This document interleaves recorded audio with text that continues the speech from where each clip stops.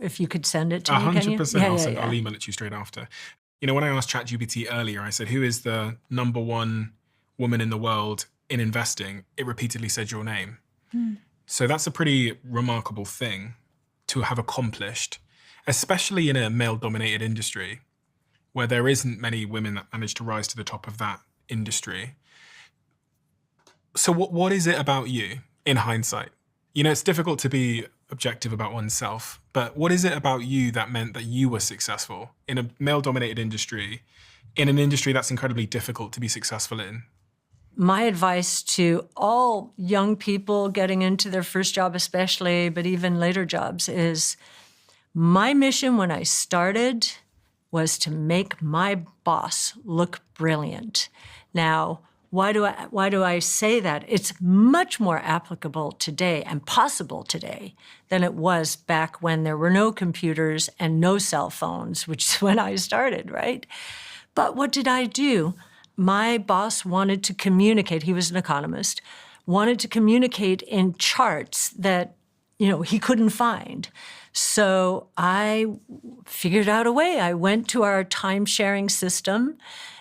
That's all you could do back then. Time-sharing is an ancient mainframe technology. And I figured out a way to make these charts and delight him. And I loved doing it, and I loved learning. I loved learning about technology. I learned and about economics through him. So that was the first thing. And then... Why is it important to make your boss look good?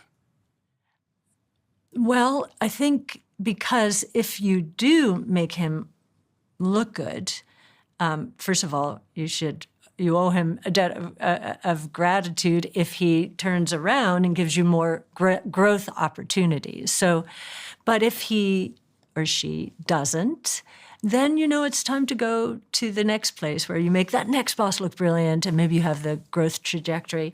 I had bosses who, they loved the fact that I loved what I was doing, that I had such high conviction in what I was doing, and I'm going to give Art Laffer a lot of credit for that.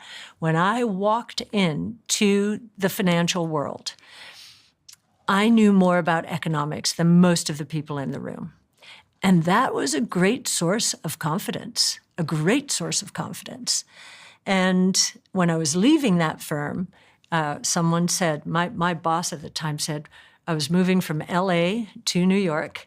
My boss said, you've only been doing this for 3 years. You're not ready to become their economist. And I just thought I was ready. And more important, the company to which I was going thought I was ready. And as I was leaving, both he and others said, remember, you know more about economics than anyone else in the room. So take that with you.